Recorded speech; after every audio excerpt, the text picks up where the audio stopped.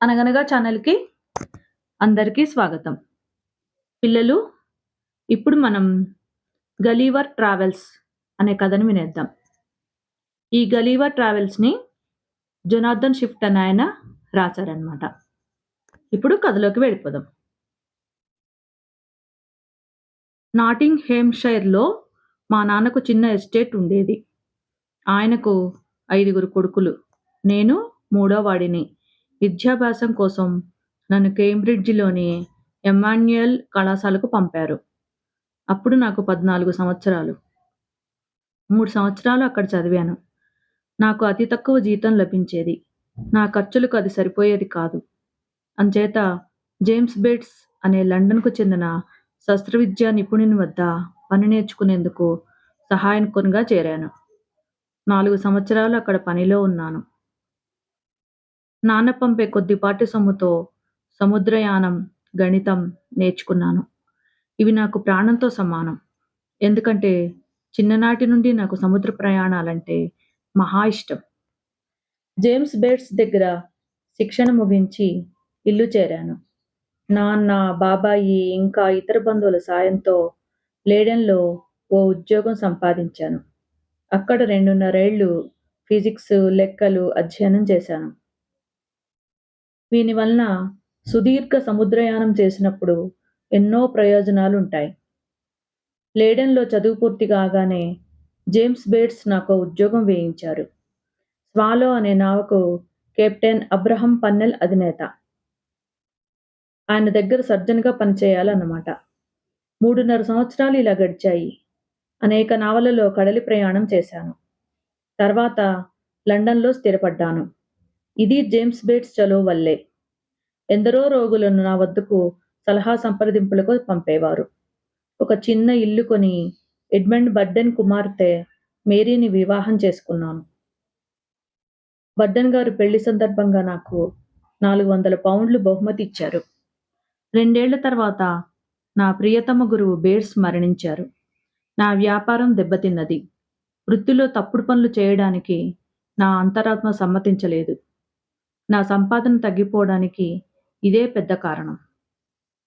నా భార్యను మరికొందరిని సంప్రదించి మళ్ళీ సముద్రయానం పైన దృష్టి పెట్టాను. 2 ఓడల్లో సర్జన్‌గా చాలా ప్రయాణాలు చేశాను. 6 సంవత్సరాలు చకచకా గడిచిపోయాయి.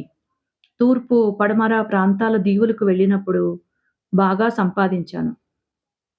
తీరిక సమయాల్లో నాకెంతో ఇష్టమైన పుస్తక పఠనం చేసేవాడిని. పురాతన, ఆధునిక రచయితలు రాసిన ప్రముఖమైన పుస్తకాలు ఎన్నో చదివాను. ఎంతో విజ్ఞానం లభించింది. వృత్తిరీత్యా అనేక దేశాలు, ప్రాంతాలు వెళ్ళినప్పుడు అక్కడ జనజీవన విధానం, వారి భాష అన్నీ అర్థం చేసుకుని సులువుగా వారితో కలిసిపోవడానికి నా చదువు ఎంతో దోహదం చేసింది. నాకు గల మరో విశిష్టత జ్ఞాపక శక్తి. చదివినవన్నీ గుర్తుండేవి. నే చేసిన ప్రయాణాల్లో ఆఖరిది బాగా సాగలేదు. కొంత విసుగు కలిగింది. సముద్రమంటే ఓ అలసట వచ్చింది. కొన్నాళ్ళు భార్యాబిడ్డలతో కలిసి స్థిరంగా ఒక చోట ఉందామని నిర్ణయించుకున్నాను. పాత మకాం మార్చాను. కానీ ఆర్థికంగా ప్రయోజనం కలగలేదు. 3 ఏళ్లు గడిచిపోయాయి. బ్రతుకుబండి లాగడం కష్టమైపోయింది.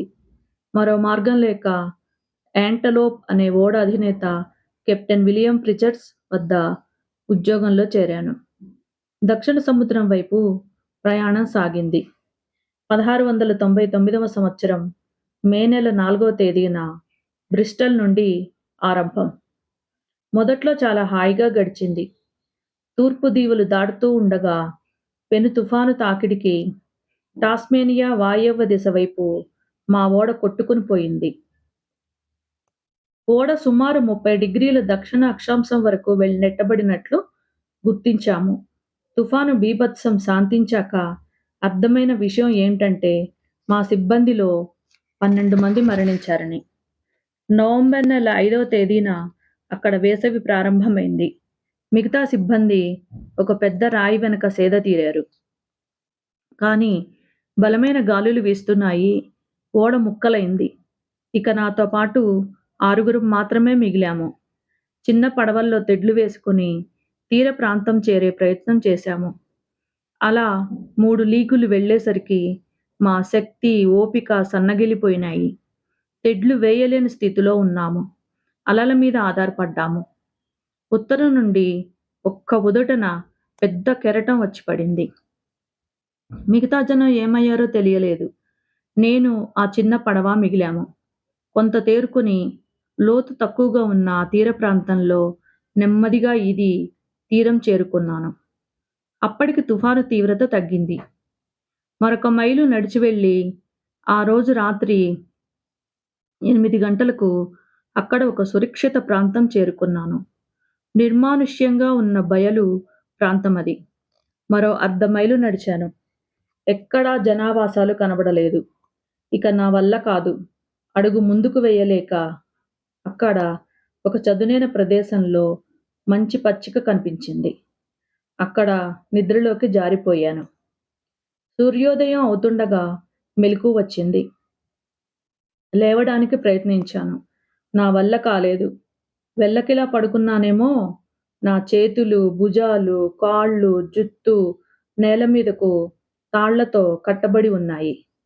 సూర్యప్రతాపం పెరుగుతుంటే కళ్ళు చూడలేని స్థితికి చేరాయి. చుట్టూ పరిశీలించాను. గందరగోళం. ఏవో శబ్దాలు. ఎన్నో అతి చిన్న జీవులు నా శరీరం మీద నడుస్తున్నాయి. వాళ్ళు మనుషులే. అయితే అరంగుళాల ఎత్తు మాత్రమే ఉన్నారు. చేతులలో విల్లు, బాణాలు, అమ్ముల పొదలు. నాకు మతి పోయింది. గట్టిగా అరిచాను. భయపడి వాళ్ళు చెల్లాచెదురైపోయారు. కాసేపటికి మళ్ళీ నా ముఖం దగ్గరగా వచ్చి ఒకడు గట్టిగా అరిచాడు. హెకనా దెగెల్ అంటూ చాలాసార్లు అరిచాడు. నాకేమీ అర్థం కాలేదు. కొంతసేపు ప్రయత్నించి నా బంధాలు కొన్ని ఊడదీసి విదిలించుకున్నాను. మరోసారి బలంగా నా జుత్తు కట్లను విదిలించాను. వాళ్ళు మళ్ళీ వచ్చారు. ఒకడు గట్టిగా వారి భాషలో టోల్గో ఫొనాక్ అని కేక పెట్టాడు. ఏకధాటిగా నా శరీరంపై బాణాలు సంధించారు. వాడి సూదుల్లాగా అవి నాకు గుచ్చుకొని బాధపెట్టాయి. ఇంకొందరు బల్లెములతో కొట్టారు. నా కోటు దళసరిగా ఉండబట్టి బతికిపోయాను. ఇక నాకు జ్ఞానోదయమైంది. ప్రతిఘటించి పోరాడినందువల్ల ఉపయోగం ఉండదు. కదలకుండా పడి ఉండడమే మేలనుకున్నాను. కొంతసేపటికి వాళ్ళు కూడా బాణాలు సంధించడం ఆపారు. ఒక వేదిక తయారు చేశారు. దాని మించి వాళ్ళల్లో ఒక నాయకుడు నిలబడి చిన్న ఉపన్యాసం ఇచ్చాడు. తమ భాషలో హెచ్చరిక చేసినట్లు తోచింది. నా కట్లను కొన్ని విప్పారు. మరో పెద్ద మనిషి ఇంకో ఉపన్యాసం ఇచ్చాడు. నేను నా భాషలో ఏదో అన్నాను. నాకు ఆకలి మండిపోతుందని సైగలతో చెప్పాను. భోజనం, మంచినీళ్లు తెచ్చారు. నేను తిన్న ఆహారం పరిమాణం చూసి వాళ్ళు తెల్లబోయారు. ఈసారి లేచి వాళ్ళందర్నీ నలిపేద్దాం అనిపించింది. కానీ అది కృతజ్ఞత కదా. ఒక రాజవంశస్థుడు రాజముద్రిక గల తాకీదును తెచ్చి నా ముఖంపైకి ఎక్కి నా కళ్ళల్లోకి చూసి 10 నిమిషాలు మాట్లాడాడు. కోపం, ద్వేషం ఏమీ లేవు. నేను కూడా అతనితో ఎంతో విధేయతగా చూసి దయచేసి నన్ను వదిలిపెట్టమని కోరాను. నేనొక ఖైదీని అని సూచించాడు. నాకు స్వేచ్ఛ ఇవ్వరు.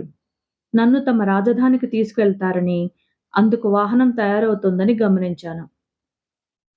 ఈ జనాలను చూసి ఆశ్చర్యమైంది. 6 అంగుళాల ఎత్తున్న వీళ్ళు గణిత శాస్త్రంలో ప్రతిభావంతులు. యంత్రాలను తయారు చేసి వానిని ఉపయోగించగల సమర్థులు. వారి చక్రవర్తి మహామేధావి, వివేకవంతుడు. చక్రాలున్న బండిపై నన్ను పడుకోబెట్టి ఒక ఇంజనుతో దాన్ని నడిపారు. నేను కదలకుండా ఒక మత్తు పదార్థాన్ని కలిపిన ద్రావకం నాకు ఇచ్చారు. చాలా సేపటికి నాకు మెలకువ వచ్చింది. రాత్రి అయింది. బండి ఆగింది. ఆరుబయట నాకు కాపలాగా 500 రక్షక దళం గస్తీ కాసింది. మన్నాడు ఉదయం చక్రవర్తి వచ్చాడు. అక్కడొక పురాతన దేవాలయం ఉంది. విశాలమైంది. కొన్ని సంవత్సరాల క్రితం అక్కడ హత్య జరిగిందట. అంచేత దాన్ని బహిష్కరించారు. అది నాకు బస. 4 అడుగుల ఎత్తు ఉంది. నేను ప్రాకుతూ లోనికి వెళ్ళవచ్చు. నా చేతులకు, కాళ్లకు సంకెళ్ళు వేసి 36 తాళాలతో బంధించారు. నెమ్మదిగా లేచి నిలబడ్డాను. నన్ను చూసి భయం, ఆశ్చర్యం కలిగాయి వారికి.